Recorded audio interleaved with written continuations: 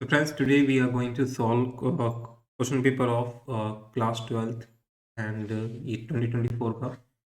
तो question number one क्या हमारा क्वेश्चन नंबर वन है van't Hoff factor for K2SO4 solution assuming the complete ionisation is. तो पहले का आंसर हमारा 3 होगा क्योंकि जब हम K2SO4 को मतलब K2SO4 को हम आयनाइज करेंगे तो हमारा क्या बनेगा 2KS4 प्लस SO4 2 माइनस ये बनेगा। तो यहाँ हमारे 3 आयन्स है इसलिए हमारा डी आंसर इसका होगा।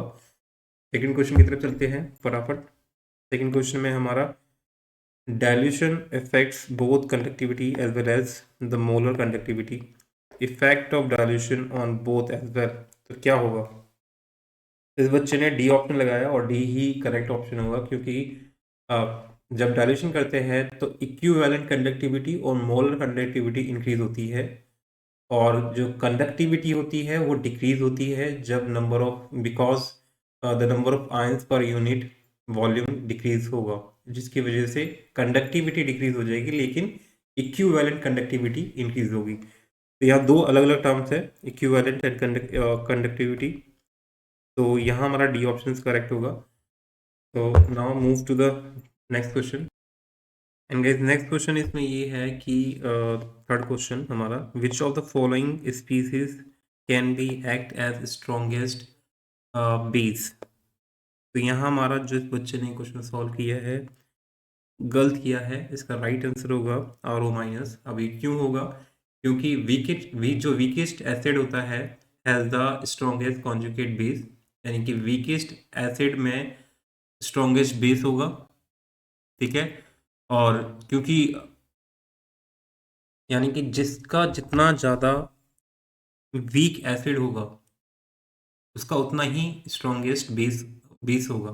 ठीक है, तो यहाँ हमारा ROH होता है, ROH ये सबसे वीक एसिड होता है। ठीक है, वीक एसिड होता है। तो इसका अगर मैं इसमें निकाल दूँ H निकाल दूँ तो यानी कि जो RO माइनस होगा वो इनमें से सबसे स्ट्रॉन्गेस्ट बेस होगा। ठीक है, ये हमारा वीक एसिड होगा और ये हमारा इसका स्ट्रॉन्गेस्ट बेस होगा। याद रखना, जितना ज़्यादा एसिड होगा उतना कम बेस होगा, जितना कम बेस होगा उतना ज़्यादा मतलब उतना स्ट्रॉन्गेस्ट एसिड होगा, या फिर जितना वीकेस्ट एसिड होगा उतना ज़्यादा बेस होगा। तो हमें सबसे पहले फाइंड करना है कि इनमें से सबसे पहले हम फाइंड करना है कि वीक एसिड किसका होगा, वीकेस्ट एसिड किसका होगा। तो वीकेस्ट एसिड हमारा होगा ROH का और इसका जो बेस होगा वो हमारा होगा RO माइनस। तो ये हमारा स्ट्रॉन्गेस्ट बेस होगा। I hope you get it. तो डोंट वरी, मैं नेक्स्ट वीडियो में पूरी ब्रीफली इसे अच्छे से समझाऊंगा। So let's move to the next question. तो फोर्थ क्वेश्चन है हमारा गाइस इसमें कि in which of the following molecule C atom marked with asterisk is chiral. So इनमें से जो एस्ट्रिक कार्बन जिन कार्बन पे एस्ट्रिक लगा हुआ है इनमें से कौन सा कार्बन कायरल है। तो कायरल कार्बन क्या होते हैं? बेसिकली ऐसे कार्बन एटम जिसमें डिफरेंट टाइप्स ऑफ एटम्स हो या ग्रुप्स ऑफ एटम्स हो। समझ रहे हो? यानी कि डिफरेंट ग्रुप्स होने चाहिए जिससे बॉन्ड बना रहे हैं। जैसे कि फर्स्ट वाले हम के पास जाए, फर्स्ट वाले को देखिए तो फर्स्ट वाले कार्बन में ब्रोमीन है, क्लोरीन है, CH3 है और H है। यानी कि चारों की चारों हमारे डिफरेंट है। यानी कि पहले फर्स्ट होगा हमारा आई तो होने वाला है, फर्स्ट वाला तो होने वाला है। सेकंड वाले में देखते हैं, सेकंड में हमारा ब्रोमीन है, क्लोरीन है, आयोडीन है और डी कोई एलिमेंट है। तो यानी कि सेकंड वाला भी हमारा होगा। थर्ड वाले में देखते हैं, थर्ड वाले में भी हमारा क्या है, एथीन है और ये लगा हुआ CH3 है, OH है और D है, यानी कि थर्ड वाला भी है। एक फोर्थ वाले में हम देखते हैं, फोर्थ वाले में हमारा सेम CH3 लगा हुआ है, सेम ग्रुप है। यानी कि सेम ग्रुप वाला नहीं होना चाहिए, चारों के चारों डिफरेंट होनी चाहिए। यानी कि फोर्थ वाला जो हमारा एटम होगा, कार्बन एटम, उसे हम कायरल नहीं बोलेंगे। यानी कि हमारा जो ऑप्शन होगा इसमें ऑप्शन ए होगा। इस बच्चे ने सी को काट के ए लगाया है। सो अब मुझे नहीं पता आंसर शीट में क्या लिखा है लेकिन होपफुली इसने ए लिखा होगा। So let's move to the next question, guys. So guys, next question है हमारा फिफ्थ नंबर।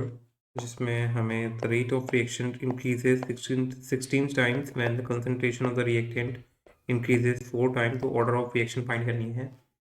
ठीक है, तो रेट का फॉर्मूला क्या होता है हमारा, rate is equal to constant constant A की पावर एन, तो यानी कि ए हमारा इसमें कंसंट्रेशन हो गया ऑफ द रिएक्टेंट, तो ये आर हो गया हमारा रेट।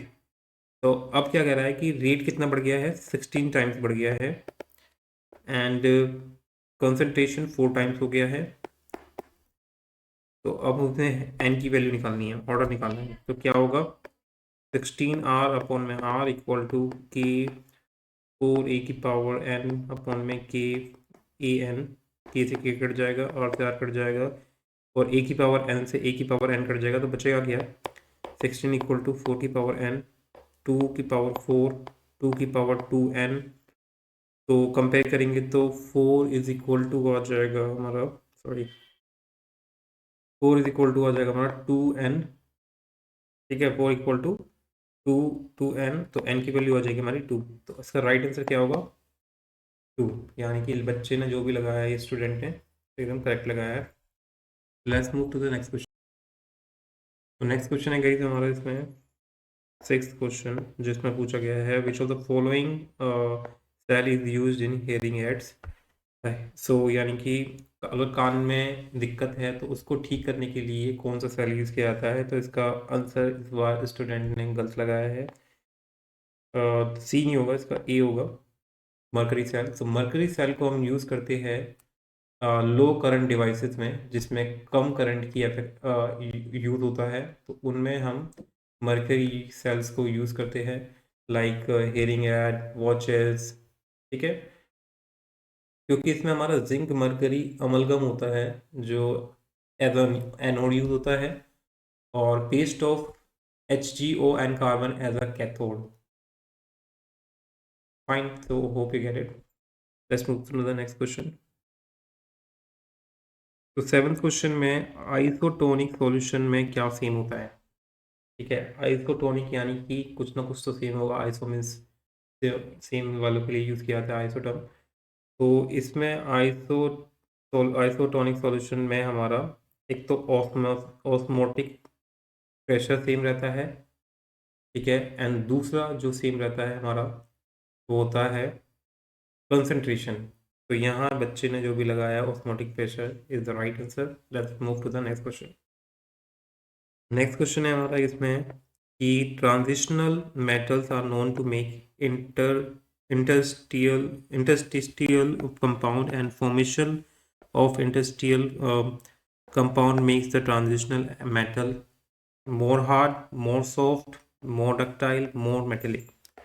तो इस बार स्टूडेंट ने सही आंसर लगाया, option A, more hard, because जो जब इंडस्ट्रियल कंपाउंड बनाए जाते हैं, तो कंपाउंड क्या करते हैं, basically formation of industrial compound जो ट्रांजिशन एलिमेंट है उसे और हार्ड बनाते हैं, बिकॉज जो इसमें small small non metallic atoms present होते हैं इंडस्ट्रियल साइड्स पे, वो कोवलेंट बॉन्ड बनाते हैं ट्रांजिशनल मेटल एटम्स के साथ, जिसकी वजह से जो ट्रांजिशनल मेटल होता है वो हार्ड हो जाता है कोवलेंट बॉन्ड बनाने की वजह से।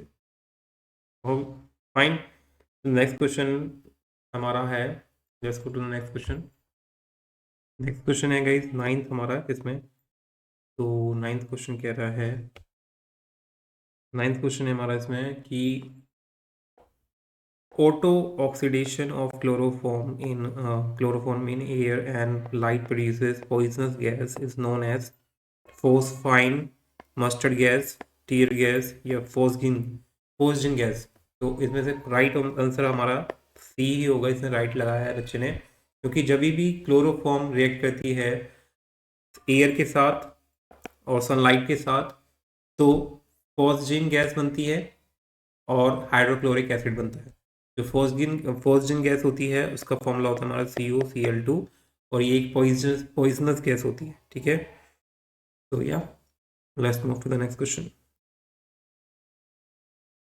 सी, तो क्वेश्चन है हमारा 10th की, out of the following alkene the one which will produce the tertiary tertiary butyl and alcohol on acid crystallized hydration is, तो इसका राइट ऑप्शन होगा हमारा डी।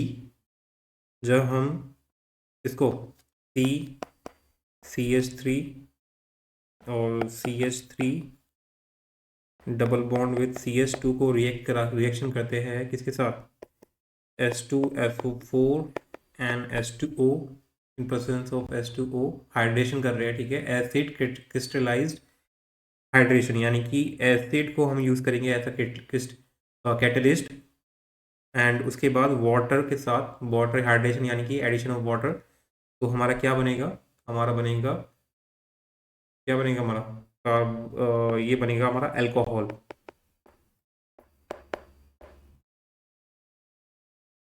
टर्ट ब्यूटाइल अल्कोहल, ठीक है, CH3 and OH। Fine, so let's move to the next question. Next question है guys हमारा इसमें 11th, the correct name of the given reaction. तो इस रिएक्शन का हमें नाम बताना है क्या होगा। तो इस लड़के ने वापस से गलत आंसर लगाया है। द राइट आंसर होगा हमारा सैंडमैन रिएक्शन, ठीक है। तो राइट आंसर है Sandmeyer reaction, you can cross check. Next question is the specific sequence in which amino acid are arranged in protein is called secondary structure, यानी कि protein में जो हमारे एमिनो एसिड्स है किस किस उसमें सीक्वेंस में अरेंज है। और नेक्स्ट क्वेश्चन हमारा ये है कि इसमें कि द स्पेसिफिक सीक्वेंस, ये तो बता दिया मैंने, क्वेश्चन पढ़ लिया, तो क्वेश्चन का आंसर गलत लगाया है इस लड़के ने आगे। राइट आंसर है प्राइमरी स्ट्रक्चर। प्राइमरी स्ट्रक्चर में हमारे अमीनो एसिड अरेंज होते हैं, ठीक है। तो रेफरेंस 13 का क्वेश्चन है, इसका असर्शन और रीजन वाले में, इसमें हमारा ऑप्शन सी होगा, ठीक है, option C, assertion A is true but the reason is false. मैं ऑप्शन लिख देता हूँ, ऑप्शन सी होगा, A is true but reason is false, ठीक है। अब आता है हमारा 14th क्वेश्चन, ठीक है, और 14th क्वेश्चन का आंसर है हमारा, 14 का ए है हमारा, both A and B are true, ठीक है, and R is the correct, both A and R, sorry मैं क्या कर रहा हूँ, A and R true and, बस समझ जाओ, और जो फर्स्ट वाला ऑप्शन यानी कि और जो रीजन है ए का वो करेक्ट दे रखा है। अब 15th पे आते हैं, 15th का आंसर क्या होगा इसमें हमारा। तो गाइस अब 15th का क्वेश्चन है, 15th क्वेश्चन में हमारा ऑप्शन होगा डी। डी क्यों होगा, इसमें हमारा असर्शन ही फॉल्स होगा, असर्शन फॉल्स होगा, बट रीजन जो है, जो भी रीजन इसकी स्टेटमेंट है वो ट्रू है, ठीक है। तो इसमें डी ऑप्शन होगा, क्योंकि हमारा जो एम मेथॉक्सी फिनोल होता है वो ज़्यादा स्ट्रॉन्गर एसिड होता है compare to p methoxy phenol, ठीक है। तो या तो अब क्या हमारा कौन से क्वेश्चन स्टार्ट हो गए, एंड गाइस अब आ गया हमारा 17th क्वेश्चन, ठीक है। 17th क्वेश्चन ये यानी कि 16, अच्छा 16 का बताया नहीं मैंने अभी। तो 16th का आंसर गाइस हमारा ए होगा कि both assertion and reason are true, ठीक है, and R is the right explanation of assertion A, ठीक है। तो ये तो समझ जाओगे आप। तो 16 का हमारा ए होगा और बच्चे ने सही आंसर लगाया है जो भी हो, एंड यहाँ हमारा सेक्शन बी स्टार्ट हो जाएगा और जिसे हम अच्छे से डिटेल में डिस्कस करेंगे इफ़ यू वांट, तो या but we are going to discuss because it will help for the upcoming 12th students. So hope you like it. Thanks for watching. Bye bye.